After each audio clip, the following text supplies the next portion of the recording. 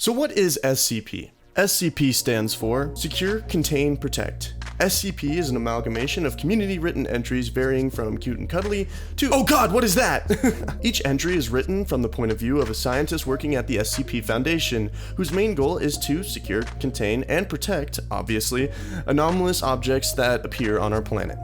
The beginning of the SCP Foundation is controversial within the diehard fan community, but fingers point towards the fandom taking off when SCP-173 was posted to 4chan back in 2007. From there, it took about a year for all of the entries to receive their own wiki at scp-wiki.wiki.com. I guess scp.com was taken. Since then, there have been thousands of entries from all generations creating the masterpiece before you. The general guidelines, loose restrictions, and passionate fanbase has created some of the best reading to date. This is by far one of the best community-written stories since your uncle tried to roleplay with the neighbor lady in the Facebook comment section. There have been countless nights where I've found myself losing sleep because I'm either reading an enthralling tale about a SCP, or I just read about one really creepy, and I'm trying to figure out, what was that noise? Here's a list of just a few SCPs that I thoroughly enjoyed reading about. SCP-173, an attention-seeking killer concrete statue that kills people when it's not being looked at.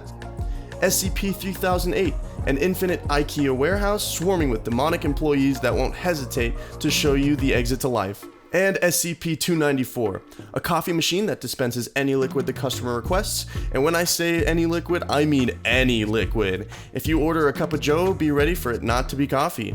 Sorry, Joe. If you are still confused about what the hell I'm talking about, click the link in the description and it will take you to the SCP website where you can read more. With such a passionate fan base, many games have spawned in an attempt to bring this world to life. Similar to the wiki, each creator approaches this challenge by developing a different and unique game. Do you want to explore the facility and learn more about SCPs? Then Scp Containment Breach is the game for you. Want to play as an SCP out of containment? SCP Secret Laboratory is for you. Or maybe you want an anime point and click that involves the SCP Foundation and is not in English? It exists. The point is that there's a wide variety of each person's interpretation of the SCP world, which is at the heart of what I think this wiki is about. Out of all these choices, my favorite game has to be SCP Containment Breach. In this game, you play as a D-Class personnel. D-Class personnel are the lowest sect in this organization and consist of condemned criminals. The game starts out by reminding you how disposable you actually are. Escorted by a security team, you navigate through the hallways of the Foundation. Make one wrong move and they put more holes in you than that eraser I had back in elementary school. Hey, stop! The chatter between the guards immerses you even more into the game with a randomized set of lines. In this playthrough, the guards talk about the facility and give little nods here and there to the wiki. I don't really watch movies. I mostly just read books. Yeah? What kind of books? Horror, science fiction, anything like that. You're kidding. What? Your whole job revolves around horror and science fiction. Except, you know, it's not actually fiction. Well, actually, I'm planning on writing a book about my... Yeah, look, no offense, but I've already lost interest. Once you reach your destination, you find that you're in an experiment with two other D-Class employees. But don't get emotionally attached to them because they are immediately reminded of their mortality by the SCP you're here to see. After a facility malfunction, you are thrust into a world of terrifying creatures that are more than willing to show you how fragile the human body actually is. It is up to you to learn how to avoid the anomalous entities and escape the compound before your guts are used to repaint the staff bathroom. Oh, that's a nice color. As you investigate your predicament, you realize that you're severely hindered by the fact that you don't have any of the required security clearances to explore further through the facility. Without giving you a quest marker or even a hint, the game motivates you to scour the facility and find keycards to unlock the world and escape. Strewn about the facility are specific documents pulled straight from the wiki intended to aid the player in navigating the facility. These lore loot drops provide invaluable information on how to avoid the imminent death on this perilous journey. Want to avoid getting your neck broken by this guy? Don't look away from it. Want to break the absolute ankles of this guy? You gotta run through the electric fence. Don't want to turn into an undead follower of this guy? There he is, there's the fucking doctor. Be like you and your date at your middle school dance, keeping enough room between you and them for the Lord. The true horror of this game is driven by the atmosphere that the developers magnificently establish. Echoing footsteps, muffled screams behind the walls, and the ever-present sound of grinding concrete reminding you that SCP-173 is on your trail and could be around any corner. As though to dissuade the lighthearted, even the main menu has this ominous music and dark imagery. You are consistently battling the urge to explore the facility and learn more about this expansive world around you, and trying to find the quickest way to escape. There were multiple times where I died from an SCP just because I wanted to see what it did. While the game does not actually contain all of the SCPs in the SCP universe, the entities that it does have provide countless hours of exploration. Early on in the playthrough, you came across SCP-914, one of the few SCPs that is not actively trying to kill you. If used correctly, you can upgrade all of your equipment and stroll out of this facility with your balls in your hand. But just your luck, you need a keycard to access it, and your pockets are as empty as my DMs. You then wandered into a den of SCP-939. This is an unnerving SCP that attempts to draw in its victims by imitating human voices, then tearing them to shreds. Sneaking by these giant lizard monsters is scary enough, but they add the voice lines like, I thought I lost you for a moment there. and Oh, there you are. that make your knees turn into the consistency of jelly. In this area, you must avoid SCP-939, turn on the power, and get to the elevator. When you call the elevator and press the button repeatedly in quick succession, you get a snarky line saying pressing it harder does not make the elevator come faster. But that's the thing about this game. The developers understand what the player's thinking and their motivations. They know that you're stuck in a room with giant lizard creatures, God, it's just somebody else. and you're going to press that button as many times as humanly possible. Through trial and error, you make your way through the facility. There's a common trend where once you come in contact with an SCP, it follows you till the end of the game. Aside from that absolute hunk banana man, I mean SCP-173, they made my life significantly harder and or scare the shit out of me.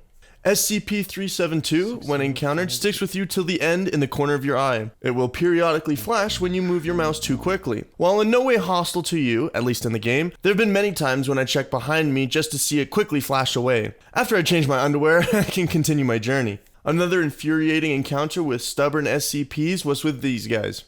SCP-966 caused the most trouble out of this entire playthrough. While their gait is rather small and don't do a lot of damage to you, they're invisible, and they drain your stamina when present and can block doorways. The only way to see them is through night vision goggles. There were countless times when running from other SCPs, I was bodied by one or two of these individuals. At this part, you're pretty stuck without a keycard, and the only retreat being the SCP-939's den, you decide to take your chances with the old man. SCP-106 is a stinky old man that periodically oozes from the wall and hunts you down with the tenacity of a drunk guy at a party that forgot his vape and is looking for one to hit. Okay, now this is where big STEM energy comes into play. Having nowhere else to run, you let him send you to his pocket dimension. Winding paths and twisting hallways is the fate that befalls you when you are captured by SCP-106. If you are lucky, or just try a couple times, he will send you to another part of the facility. This is where your luck turns around. Now equipped with a level 4 key card, you can properly traverse the majority of the facility. After a brief encounter with SCP-096 and a little cowbell playing, my favorite instrument, you gained a new travel buddy, SCP-513-1. At this point in the game, anything that doesn't immediately try to kill you is a godsend. Now that you got the gang together, you head to traverse through SCP-049's lair. SCP-049, or the Plague Doctor, welcomes his victims with promises of being cured and that he is not here to hurt you.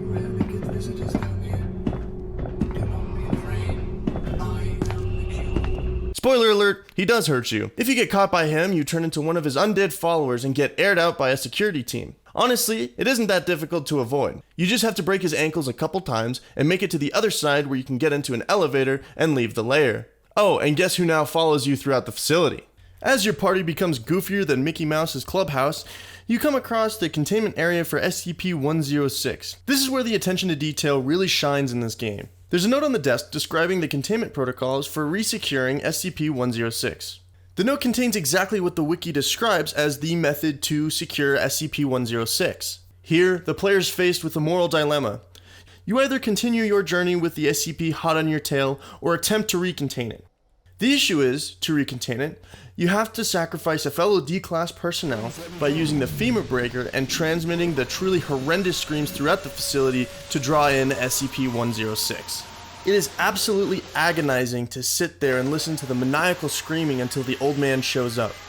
Once he has found his prey, you reboot the electromagnetic fence, and you no longer have to worry about him. All you have to do is give up what humanity you have left. As you journey onward, you pick up a navigator that builds a map of the facility as you walk through, but not before SCP-173 reminds you to always check your corners. Little did you know that going up those stairs was going to be a big mistake. At the top of the stairs, you read more documents and dive into the lore. You're greeted by your two followers, SCP-372 and SCP-513-1. Just as you are leaving the area you just searched and begin to head back down the stairs, you're greeted by a mobile task force Epsilon 11, or Nine-Tailed Fox. Thinking, I'm saved, you approach them for help. Little did you know that you are not their responsibility and will immediately neutralize you by pumping you so full of lead you could pass for Flint, Michigan drinking water. Now you are cornered, no room to escape, and a bunch of deadly SCPs and humans out for your skin. While I do appreciate the lore accuracy, they are nearly impossible to evade when detected. Throughout this playthrough, you get more holes put in you than a screen door. Running around them doesn't work. Try to get them to fight SCP-049 doesn't work. And I thought I was being clever. What did work was hiding behind a window and some desk chairs until they moved on. As a mango, you gotta look at the positive side of things, and one good thing to come out of this situation was that they recaptured SCP-173. Now we don't have to worry about him anymore. More exploring leads you to an electrical room where you stupidly turn off the remote door control for some reason. I'll explain why this is stupid in just a minute. Realizing that there was nothing interesting in the electrical room, you continue exploring. Then you finally come across Gate A, the exit, only for you to swipe your card and nothing to happen. At this point, your luck has dried up faster than SpongeBob and Patrick from the SpongeBob movie. Shit, I'm about to cry now. After further exploring, you stumble upon SCP-079, a sentient computer that communicates to you through your radio. I need your help. You have disabled the remote door control system. So if you get to this spot and you don't have a radio, you're kinda boned. It tells you that it can help you escape by opening Gate A, but someone disabled the remote door control. Kicking yourself like a rented mule, you must backtrack all the way back to the electrical room where you disabled the remote door control. The doors to Gate B are now open. You then have to backtrack all the way to Gate A, and you get into an elevator. Dazzling light blinds you as you step out of the elevator. You are greeted by a security team and, given your experience with security teams, you hit in the corner. While it is unclear whether you were terminated, after the credit sequence, you reach the loading menu where the once ominous music was replaced with a sigh of relief and soothing tones.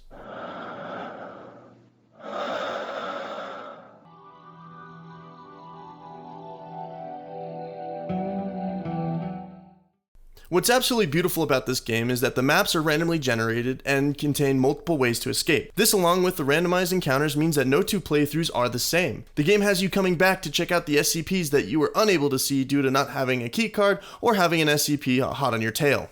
In total, the SCP world is infallible in my eyes. With such engaging writing and media forms, it is difficult not to immerse yourself in the SCP world. Let me know what your favorite SCPs are, and if you'd like this kind of content, drop a like so I know to do more.